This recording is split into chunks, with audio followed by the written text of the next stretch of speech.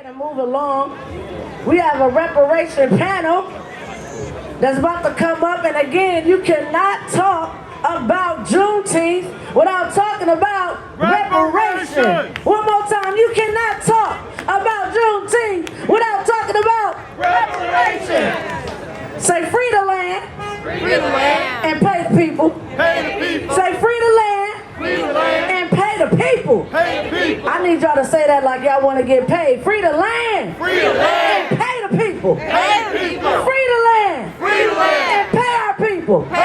We're going to bring up the reparation panel.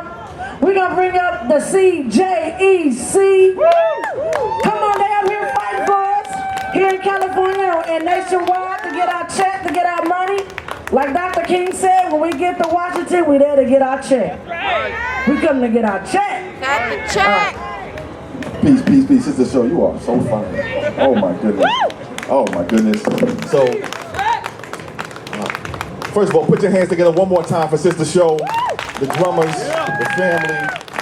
I'm gonna get right to it. I want to bring up this esteemed, amazing reparations panel. Panelists, if you could join me on the stage, please. Come on up here. We got an amazing group of reparationists. I'm going to talk and introduce them one by one, but please have a seat. Join me up here. Pick a chair. Either one, anyone is fine. Anyone is fine. Now I'm going to join you too and have myself a seat too. All right. I don't need this mic. Hold on. Let's see. 1, 2, 1, 2. Both of them work. Okay. Oh yeah, got you. Perfect. Okay. So. Good morning, everybody. My name is Chris Lawson. I am with the Coalition for a Just and Equitable California. We are a grassroots, freedmen, descendant-led, California-based coalition of organizations, associations, as we like to say, just regular black folks, working for reparations and reparative justice here in the state of California. I am so honored and so pleased and really humbled to be among the people that I'm up here amongst and among today and this morning. And as Sister Show said, we can't talk about Juneteenth if we ain't talking about reparations. We cannot talk about Juneteenth if we're not talking about reparations. And today we're going to talk about reparations. And after we're done here talking about reparations, we're going to keep talking about reparations today at noon at the Pullman Art Center right behind me. We're having an official reparations listening session with some of the members of the California Reparations Commission, which is a first-in-the-nation reparations commission that was started it started working in June of 2021, but it came into law in October or so of 2020, and it is a first-in-the-nation commission to first investigate reparations and then actually create a reparations plan. California is the first state in the nation to do this. Please put your hands together for California being the first state in the nation to create a reparations commission. And I'm going to ask you to put your hands together one more time because California will be the first state to actually do reparations for black folks in this country. Thank you so much. And I say this all the time, I'm going to say it again, and my co-workers and my teammates and my colleagues hear me say it a lot, so cover your ears because you heard it before. We are closer than we've been to reparations since the end of the Civil War. We are closer than we've been to reparations since the end of the Civil War. And everybody here who's sitting here, who's watching, who's listening, who's going to watch, who's going to listen, is sitting inside of a history book right now. Every single one of us. They're going to be writing and reading and talking about what we did here in this time in 20 years, 30 years, 40 years, generations to come. They're going to be talking about what we did and what the black folks during this generation did for reparations. So put your hands together one more time for being among the first generation of black folks who will receive reparations. So that's my intro. Today's panel will overview and go over California's current reparations efforts and then talk about where we go from where we are right now. Joining me on the stage here today, an illustrious, esteemed group of historic people, really. I am joined by, first, a sitting California Reparations Commission member, none other than Dr. Cheryl Grills. Please put your hands together for Dr. Cheryl Grills. of the California Reparations Commission. I'm also joined by a sitting California Assembly member, Isaac Bryant. Please put your hands together for Mr. Bryant. I'm also joined by someone who was instrumental in the development of the first in the nation California Reparations Commission law and bill, former staffer to now Secretary of State, Dr. Shirley Weber, then Assembly member, Dr. Shirley Weber. Please put your hands together for Maureen Simmons. Please put your hands together. And then I'm joined by my brother. This brother right here. As you can see, we chose to dress alike today. It's my brother. I am joined by someone who has been key and core and part and parcel to the grassroots reparations effort and movement here in the state of California, motivating California reparations. Please put your hands together for Marcus, champion of the National Assembly of American Slavery Descendants, Los Angeles, and the Coalition for a Just and Equitable California. Let's get right into it. I'm gonna do it like this. I'm gonna talk to the specific panelists. I'm gonna have a question or so for each one of you, and then we're gonna circle back around and have some general conversation. I'm gonna start with you, Dr. Grills. As a sitting California Reparations Commission member, what I'd like to do is first ask you to recap or summarize the first year of the Reparations Commission's work. If you could talk a little bit about what you think some of the biggest successes have been and what you think some of the biggest challenges have been over the Commission's first year of work. Got on. Thank you. Good morning, everyone. Good morning. So, in terms of the task force, Come up a little bit. in terms of the task force, our first year was really spent gathering the evidence of the harms that have been done to our people over generations. And we did that systematically in terms of a category at a time. We looked at education, we looked at housing, we looked at mass incarceration, we looked at issues related to health and mental health. And from that, the testimony from expert witnesses and people's personal experiences, we were able to then craft, which was, I think, the most important thing that we've done on the task force in our first year, the creation of that interim report. And that interim report does something very, very important. It shows the through line from 1619, which is the kind of starting place, even though we were here and enslaved and struggling before 1619, but at the starting point of 1619 through to 2022, the report shows an unending, unmitigated, relentless assault on the dignity and humanity of our people. It shows how not only was California part and parcel of the problem, California aided, abetted, and colluded with the crimes against black people. And in some instances, the report shows California was worse than the South, right? And so one of the things that we need to know is that this report lays a solid foundation to argue the case for reparations, not just for California, but also for the nation. So my hope is that this has given a boost to a national reparations effort. And in fact, perhaps we've done some of the work for HR 40, and it can redefine itself to focus on other things, not just making the case. I do think, however, that California also exemplified something that's very important. While reparations is a national issue, it also has a local flavor, right? A local manifestation and a local reckoning that needs to happen.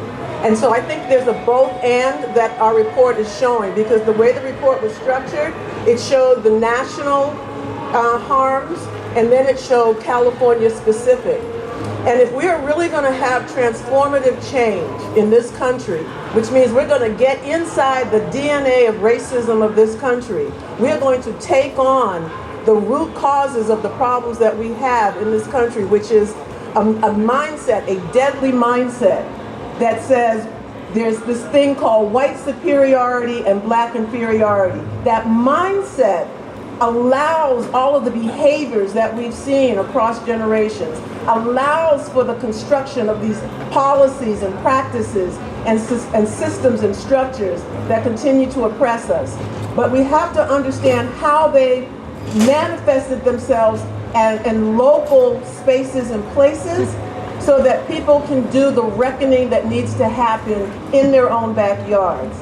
So I think that one of the biggest successes is the creation of this report. I think our biggest challenge, and then I'm a professor, I'm sorry. I can no worries, we know. I think one of our biggest challenges was that we didn't get to meet in person from the very beginning. Everything had to be virtual.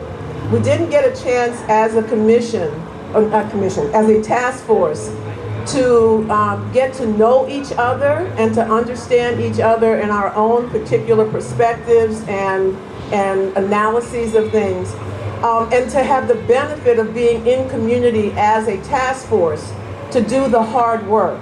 We also were really crippled by this thing called Bagley Keene, and I'm just tapping my brother here because that's the legislation that needs to be ripped up, torn up, and burnt, because it really gets in the way of doing the work that needs to be done. All the sausage making that happens is in full public view, which gives fodder to those who want to see strife. Let's say the media, what are they going to hop on? Are they going to hop on some substantive issues, or are they going to say, oh, there's tension in the task force, let's talk about that, and distract from the real work that needs to happen? So I think Bagley Keene was one of our biggest challenges. Dr. Grills, thank you for that. That was a brilliant answer, and please put your hands together for that first of all. Thank you for that answer, very, very thorough. And I was going to ask, if you, and you answered it before I asked, but because you mentioned Bagley Keene, but that is a law that says how the Reparations Commission task force members can talk, or what they can say, what they can do, when they can say it, when they can do it. So thank you for pointing to that. Assemblymember Bryan, you were invoked, sir, and I want to thank you for joining us. I want to talk to you about specifically, first, if you could describe your role in the development of the bill that created the first in-the-nation Reparations Commission. So if you could describe your role first, and then if you could also go from there to what do you think, or what will it take to get legislators like yourself to actually enact reparations legislation here in the state of California? So first, your role, and then secondly, what do you think it's going to take to get legislators like yourself to actually do reparations? Thank you, Chris. Good morning, kinfolk. Y'all wait? Happy Juneteenth. Happy Juneteenth. My role in this bill and in this work started before I was in the legislature. For those of you who don't know me well, I've kind of existed in community spaces for a long time, and often found myself kind of being the bridge between community movement, academic analysis, and policy making and moving. I advised a few elected officials.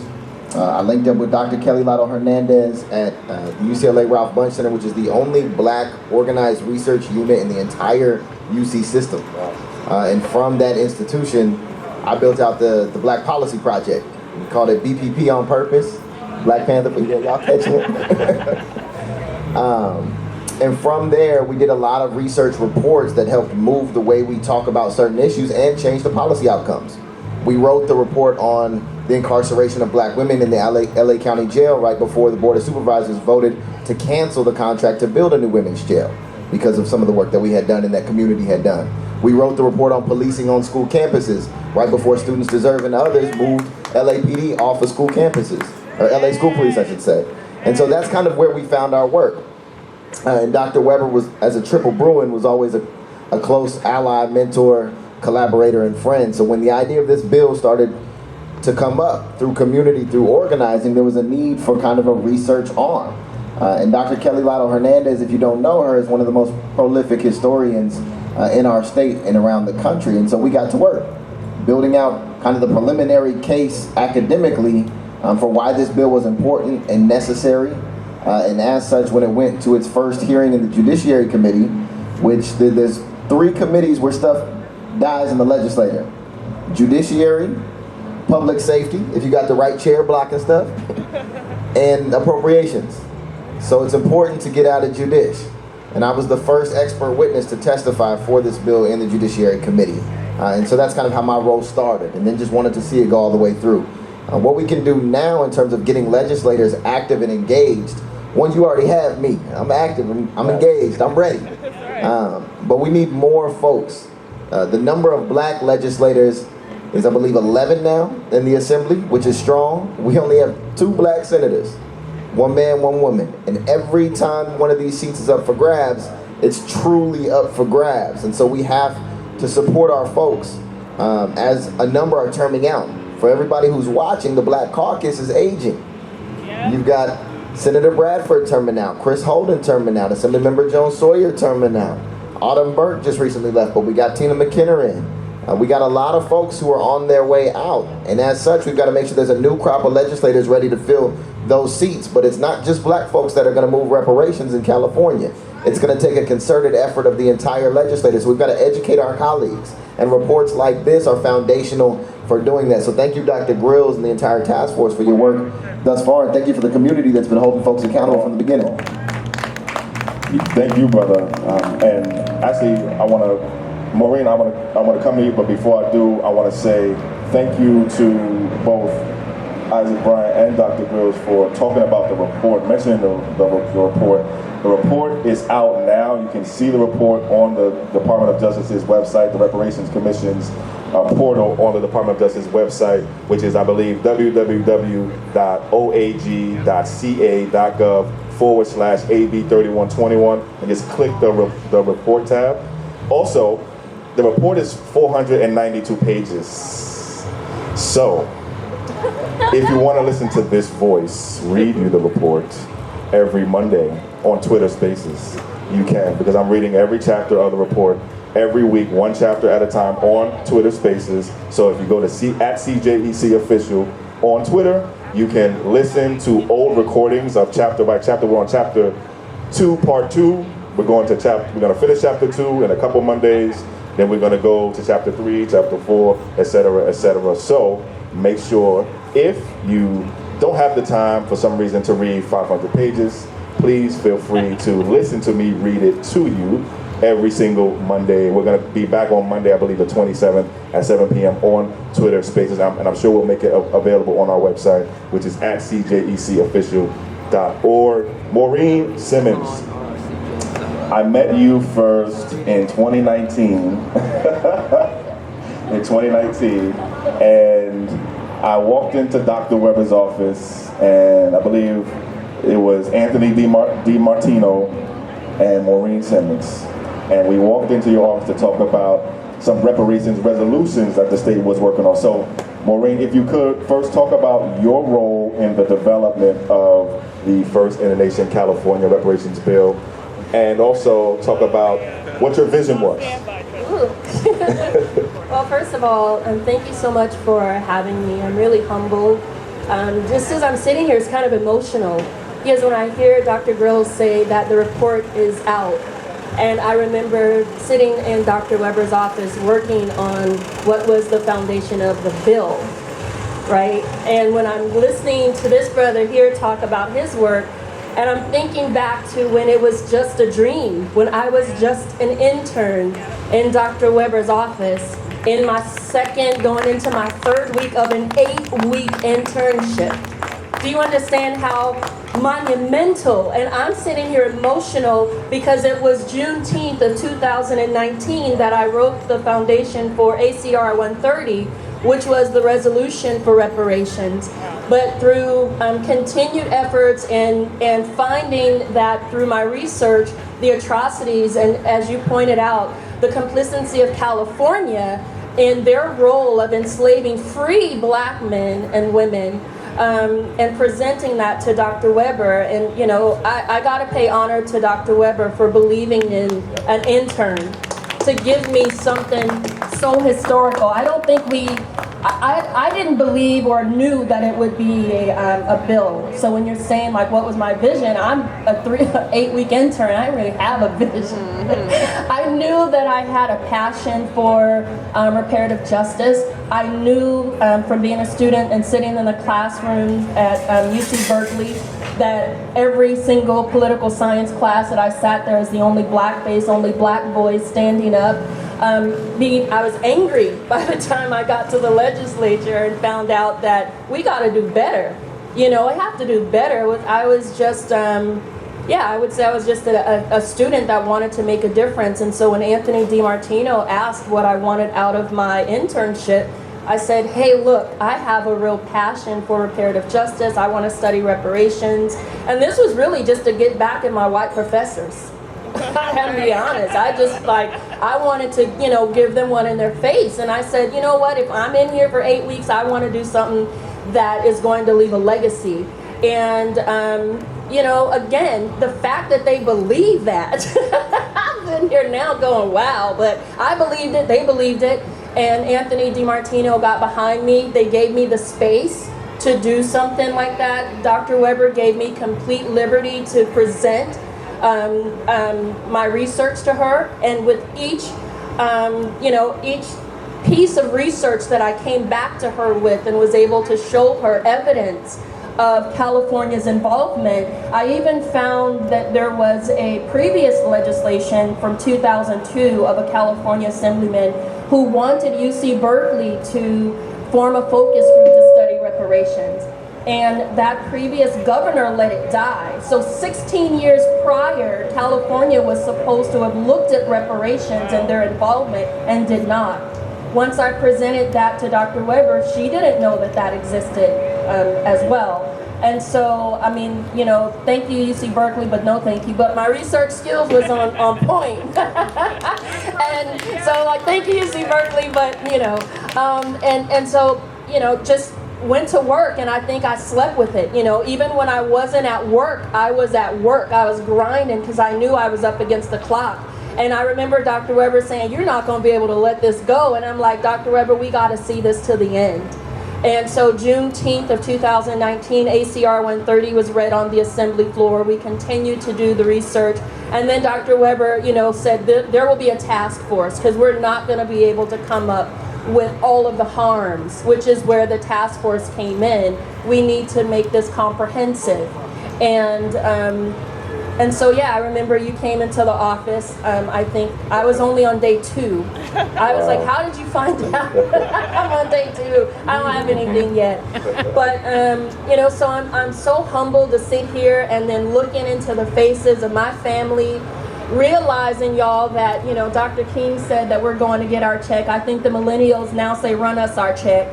So I think we are closer than we have ever been in the history of us being on this soil to finally having the justice that we deserve, right? And so, when you think about reparations, when we're looking back in history, I hope they tell the story correctly, because it tells just the absolute resilience of our people that an intern, a first-generation college student, nobody else in my family's been to college. I'm the first, and I went back in my 40s. Wow.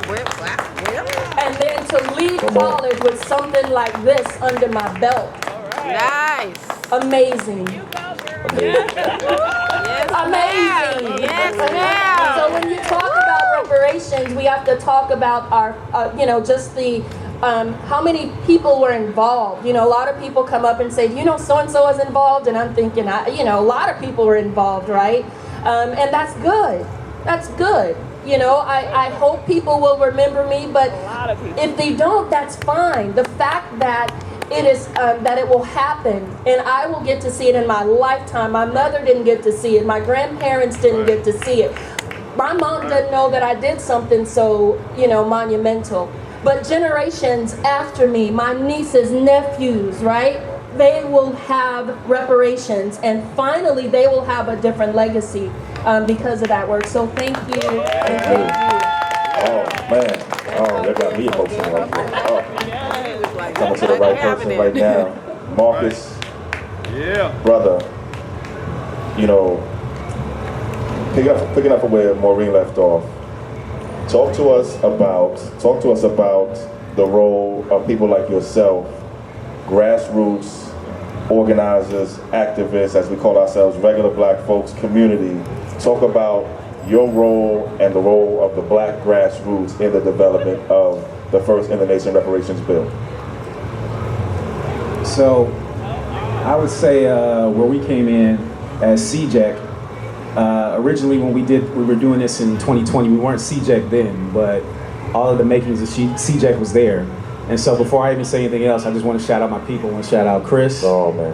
Shout out Tiffany, Kim, Umoya, Chad, Jan, Lori, we got Darlene, we got everybody here, my wife, my twins, my 1-year-old, all the family. So where we came in, we met with Dr. Weber in March of 2020 because we realized that AB 3121 was live. It went live in February 2020.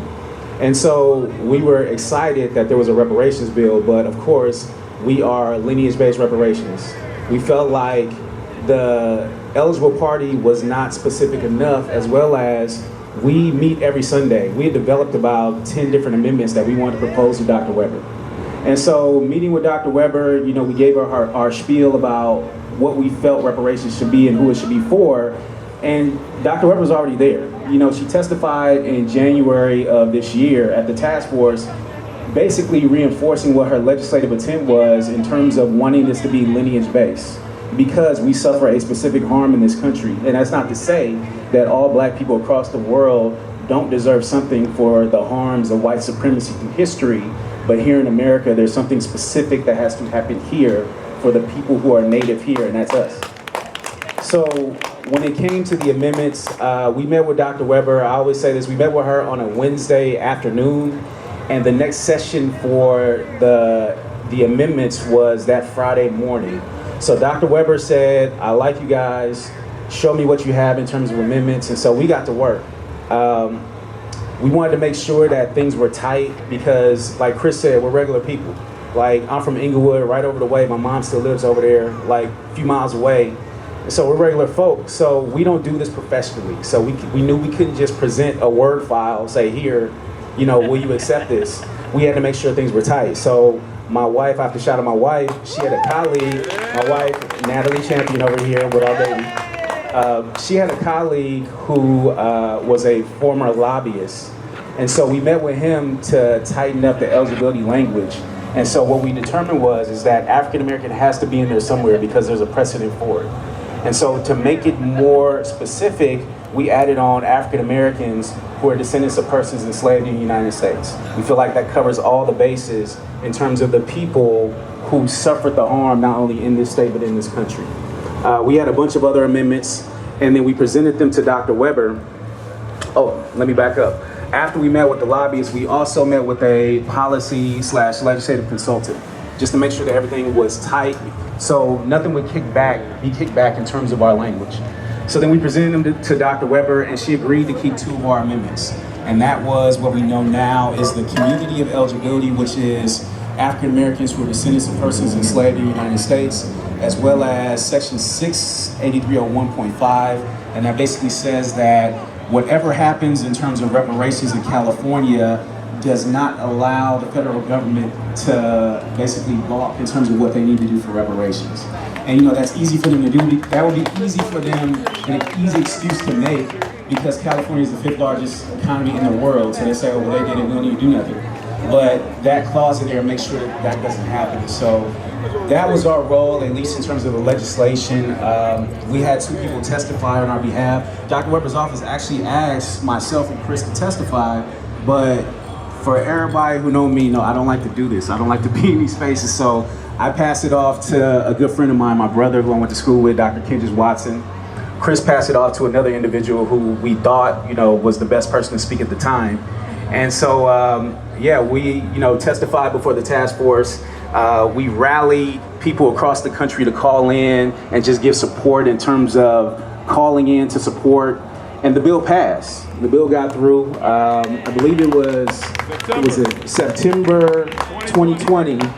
Was that when the governor signed it or when it passed? That's when he signed. That's when he signed it. It passed before that.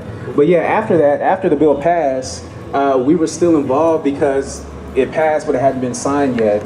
So we were calling everybody we knew. We dialed in every connection we knew. Tiffany, Lori around here somewhere, they called up Ice Cube, they called up Maxine Waters to lean on the governor to make sure he signed it. Governor Newsom actually signed it on the very last day that he could sign the bill. And so after that, we had a signing session and it was a monumental thing. It was a historic thing. But in terms of our role, we didn't stop there. We stayed in the process. Because we meet every Sunday. We don't just work on AB 3121. We also have disaggregation language that was pulled out of AB 1604 that has been put into the governor's budget. So pretty soon here, once the governor's budget goes into effect, California will be the first state in the union to disaggregate blackness. So that also happened. But we stayed in the process after the fact. And so we started meeting with individuals who we knew had choices for task force members. So we met with Senate Pro Tempore Tony Atkins. We met with House Speaker Anthony Rendone's staff.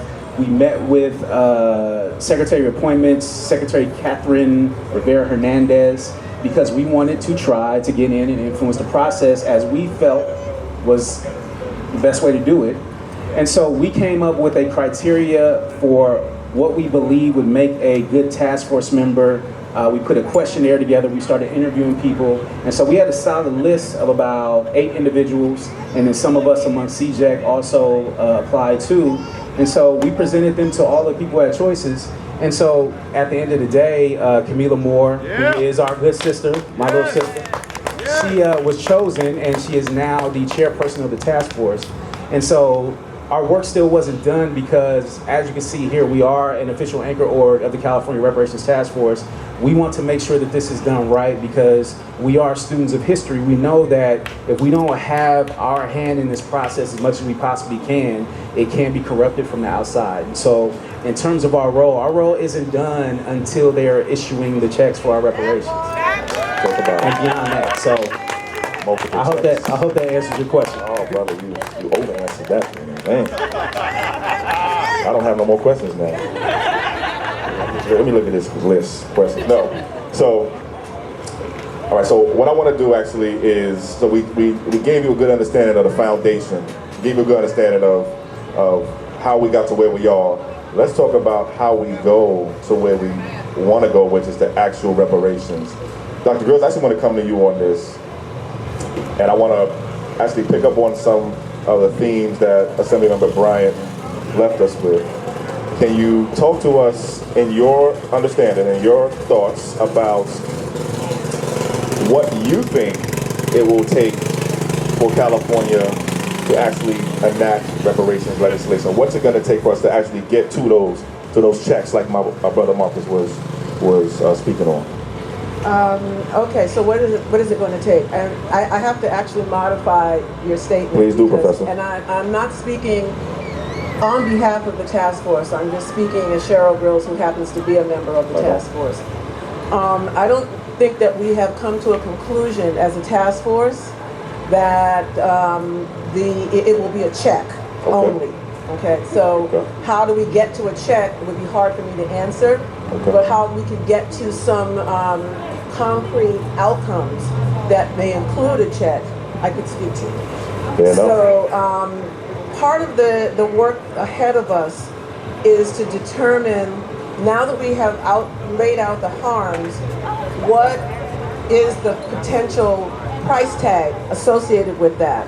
And so we do have a team of economists who are developing different models to determine what price can we put. And let's be clear, it's an artificial price because there's no amount of money in the world that can compensate for what was done to us. That's right. So given that, we need to understand what kind of money are we talking about. Secondly, we need to understand what are the forms of reparations that would address the kinds of harms that were laid out in that interim report. Now, there's maybe some forms of reparation that have the look of cash payments, And then we have to figure out cash payments to who. And I'm not talking about lineage, but I'm talking about further specification about cash payments. Is it people who can, demonstrate that they had land taken from them, whether that was through eminent domain, redlining kinds of stuff, or what have you. We need to understand and determine what would be the mechanisms through which any form of reparation may be devised by or recommended by the task force. And I'm talking here now about structural and systemic changes, public policy changes that can address one of the things that this task force is charged with doing, which is making sure that there is no continuation of the harm. A check isn't going to take care of perpetuation of harm. We're talking about substantive, structural, institutional, public policy change, and a watchdog, if you will, on everything that comes out of the legislature. That watchdog, for me, it could be something similar to what they do in environmental justice, where they have to do an impact analysis for any environmental policy, right? That we need to have a race, black race specific, African descended calculation and assessment of the potential harm that could come from any legislation coming out of the Senate, the Assembly, or the federal government. The other thing that we need to do is remember, family, we are a minority, if you will, in terms of numbers in this state. We cannot do this alone. We need allies. And I'm afraid that, up to this point, we haven't focused enough on bringing in allies who can make sure we have the political will of the general population of California to help push this thing through the legislature. So we do have some. I have to tell you that the Japanese American community has been in it and supporting us, and even were the first to endorse the interim report before any black organizations did. The Japanese American Bar Association came out instantly with a statement and a media press release that they are in support. Where are our black organizations? Where are our civil rights organizations, right? So we need to get them on board, but we also need to find out where are our Native American brothers and sisters on this, the Latino population, the rest of the Asian American community.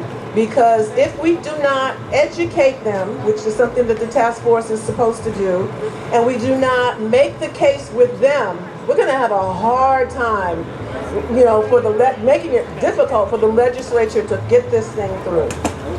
Thank you for that. That is exactly what I was hoping you touched on. I actually want to throw this same question remember, Brian, I'm actually going to go to Maureen on this, and I want to come back to you because you did touch on this. Maureen, what do you think it's going to take for us to actually go from where we are to actual reparations? You were involved in the development, you were the originator of the language for the legislation. How do you think we get to actual reparations legislation from where we are now? So yeah, that's a really good question, and I do want to say this, Brother Marcus. Some of the amendments that you were pushing for, they were my original language. What I wrote was radical. It got softened up through the process, and then they landed back at some of it. So the reason that Member Weber accepted some of it, because it was there to begin with. I mean, my language was real clear. It was very radical. It wasn't whitewashed at all. It wasn't soft, because I understood the assignment. So I want to say that, and then I also want to say that we had the support of Governor Newsom at the beginning, before it was, before it went through the other houses of legislation. Dr. Weber got him on board, and that's typical if there's some legislation that's coming, they usually try to go and prime the pump, see who will be behind it and what people are. So some of the amendments, without being too long-winded about that, happens because other people want to see some things that are favorable to them before they will get on board. But brings me to the point of what will it take now?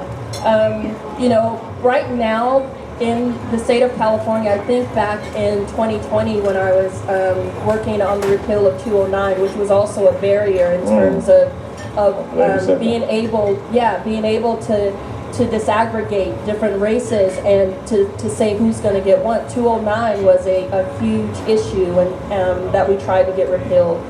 And it was then that I recognized our numbers were so small. I think I didn't realize that we made up less than 5% of the state. I don't know where those numbers are now, but we comprise of less than 5% of the state, but made up over 26% of the prison population. How does that math work? And so now what it will take, I agree that it will take allies, because we don't have the numbers, right? And when we look at who's in the legislature, we also need those allies, and that's where we've gotten to the point of a lot of the language and how we have gotten to this time in history. And so I think being able to what my hope would be, and this is just Maureen speaking, I'm no longer in the assembly or legislation, I'm just a person, is that our allies would understand the call, and that our allies would understand the importance of reparations. One of the disappointments that I had when I worked in the legislation is that the support came with the price, right? It no longer became reparations for the descendants of slaves in California. It was everyone else with their justice claim as well. And when you look at it from that perspective, I think that anyone who has suffered a harm, absolutely we should have reparative justice, but there's a certain point when Black lives matter. Let's just deal with that. So, if we can come to a resolution and keep the integrity of what reparations is, and for me, that would be my hope, is that our allies would ally and get behind reparations. Don't put your justice claim in the mix so that's the way that we'll get it, because it waters down, in my opinion, it waters down reparations and what it truly stands for. So, I hope that we would have allies like the Japanese, who they actually reached out to me too. I was like, wow, they were for it. I had, some reach out. So hopefully, our Hispanic brothers and sisters, our AAPI, like all of them, recognize the moment. And then, let's take care of this, and then, we can also tackle whatever harms that you've had as well. Thank you for that, Maureen. I'm glad you talked about, so you mentioned something called Prop 209. I don't think the family here knows that you were actually the originator of the campaign to overturn Prop 209 that became Prop 16 in 2019, 2020 also. And 2020. Right. And so remember, Brian, I want to come to you on this because you answered some of this question, but I want to take a little bit deeper, understanding what Maureen said, and also with the fact that she invoked Prop 209. By the way, Prop 209 was a proposition that the state of California passed, the voters of California passed in the late 90s, 96, 97 or so, that says that we cannot do anything specifically for any one racial group of people here in the state of California, or any one group of Californians by sex or by gender orientation. So you can understand how something like that might be in the way if you're trying to do reparations for a specific group of people. So, as Maureen talked about Prop 209, remember, Brian, I want to come to you and ask you a follow-up question to the question that I'm asking here. What do you think are going to be some of the biggest challenges to actually getting to reparations legislation? So we are at the point where now we're having our eye on reparations legislation. What do you think are going to be some of the biggest challenges from your perspective as a sitting California Assembly member? Yeah, we've got a lot of work to do. I got elected for the first time in a special election about a year ago. I actually got sworn in at Hot and Cool Cafe right over there in a special election. Hot and Cool. First community swearing in right here on day. Easy, Mom, we did. And I made a joke in the Sacramento, well, it wasn't a joke, but the Sacramento Bee thought it was a joke, and they put it in their news article around Juneteenth, where I said we should just give black folks in California a stimmy check for $16.19 every Juneteenth. I like it. And they thought that was a joke, and I was not fully joking. I like that. Prop 209, let's be clear about it. It wasn't just to not be able to do business or craft legislation specifically for any kind of racial group or genderized group. It was to stop affirmative action for black people. Right? And we talk a lot about how it impacted the university system, right? I think UCLA, the year after Prop 209, had more national championships than incoming black freshmen, right? It was that kind of an imbalance in our school systems. But it also impacted the ability for your states, counties, and cities to contract directly with black contractors and small businesses to do work. So that's what a major economic impact came into it. The push to repeal Prop 209, I think that was our second or third time to try to do it, also didn't pass. Right? So when you talk about allyship and the need to bring folks in, we have to. That was a literal ballot measure for everybody in California to say, hey, shouldn't we consider kind of the racist legacy of the state and how affirmative action should apply to specific groups when we're talking about contracting or school admissions or equal opportunity in society? And the voters said, nah, we good. Right? Because that's how they look at us right now when we don't build out a coalition that brings in folks. The reason Japanese communities support reparations is because we did Japanese internment camps and then we paid out reparations. Right? And so we've got to do that federal work. But in the meantime, while we're working on repealing Prop 209, which we fervently have to do, if we're going to do anything for black people, we have to get over 209, because without getting over 209, I as a legislator, I have to get creative. I can't say black, so I just say stuff that impacts black people, right? I was looking at the report and we were talking about political disenfranchisement. And prison gerrymandering is still a thing in California, where we count your prison reputation or your representation politically based on the geography, and the people who are incarcerated in prisons in the middle of nowhere are counted as part of the population for where they are. Kern, Lancaster, Chino, I know y'all got family like I do, y'all know where he's at. This last year was the first time the Independent Redistricting Commission counted people from their last known address, not where they were incarcerated. It was a recommendation that a lot of us pushed for. I have a bill in the legislature to make that a permanent thing. I can't say black, but that's going to impact black communities. I was in Folsom Prison just a few weeks ago, and I was talking to brothers in the SHU unit and other places, and it was like 5 out of the 6 brothers I talked to were from the Crenshaw district, right? And it was like, why are you being counted up here in Sacramento when you should be counted back here at home where we need political representation? To the point about 6% of the state being black folks, all of the districts that black people represent are not majority black. I don't know if you knew that. Right, my district right now, which is sitting in Leimert Park, goes all the way up to Pico Robertson too. It's about 25% black. Right, so for us to keep political power, we're gonna have to build multicultural coalitions, but that are centered in rooting out anti-blackness, moving towards reparations, repairing harm, redressing the systemic struggles of our people. And so I think we can get there. We're closer there than we've ever been. This report is a major step, but we've got to continue to do the work of letting people know that a task force without substantive policy change following it is meaningless. And I know that the coalition on the ground isn't going to let this task force be the end of this conversation, and we need legislators that aren't going to let it be the end of the conversation too. No, we're not. Brother, thank you for that. Marcus, I'm going to give you the last word here, brother. What do you think, as a grassroots reparationist, as a grassroots reparation organizer, as someone who's helped make this possible and is committed, I know, to seeing it through to the end, as my brother just said, we actually have to get to reparations.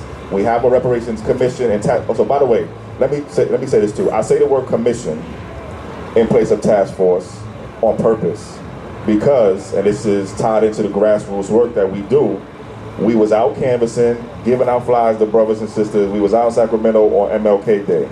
I gave a brother a flyer. It said, Reparations Task Force.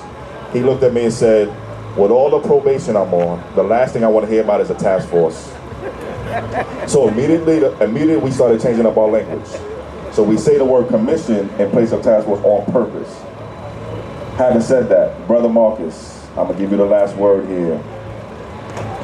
How do we, as grassroots organizers, make sure that we actually get to reparations legislation, that we get to the concrete outcomes, that we get to the actual change that our people need? What do we do? How do we get there? So, I'll say, I think it's a two-part thing. And it all has to do with the current political climate. You know, we have a climate right now where, at least in terms of legislation we're working on, AB 3121 passed relatively smoothly through the legislature. Our disaggregation language, which was originally in AB 105, which was vetoed by the governor, passed unanimously almost all the way through. And then we re-picked it up, you know, taking the budgetary considerations into effect. And it passed relatively smoothly up until the governor pulled it out of the bill to put it in his budget. We're also working on ACA 3, which is the involuntary servitude in the state of California. Right. That just passed the committee unanimously. It's been passing unanimously. And so I think we need to take advantage of this political climate. In the report, there are preliminary recommendations. I think legislators need to start taking some of those preliminary recommendations and start putting language together right now for bills, so that before the task force is even done, we have legislation going, or we have reparations legislation going through the process. I think that needs to start happening now. I think one of the most important ones is that Office of Freedmen Affairs, and that's really to help assist in the eligibility, because part of this process, especially with lineage-based reparations, is helping the community figure out their lineage so that they can be eligible. And so if you look back at Japanese reparations, they had a federal office, Office of Redress Administration, that was completely in charge of the eligibility. So one thing that I've heard in terms of the pushback is, oh, well, people can't trace their ancestors, or they can't afford to do it, or they're not gonna be able to do it. There should be a state agency put in place to be able to handle that entire thing, so that burden is not put on our community. So I think that our legislators need to get active, and we as grassroots need to lean on those legislators to make sure that they're not hiding and that they're doing their work to get this done. Also, I think the second part of that comes to the community at large. Like, we need to get much more politically active. We are the ones who lean on these people to get this done. We are the ones who make sure these legislators pass this reparations language.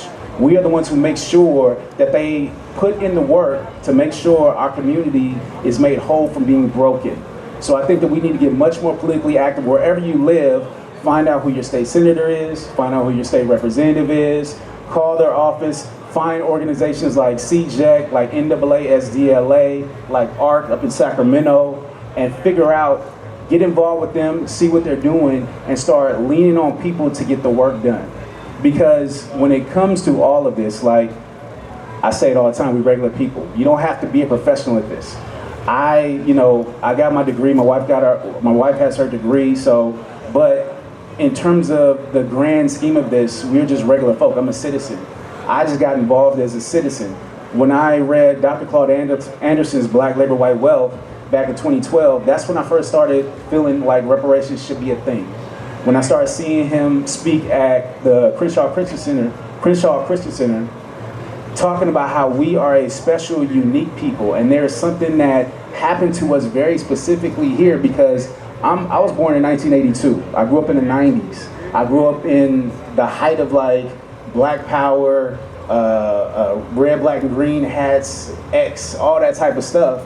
And so to get understanding that there's something specific that happened to the people who suffered from chattel slavery in this country means that there needs to be a proper redress to those people.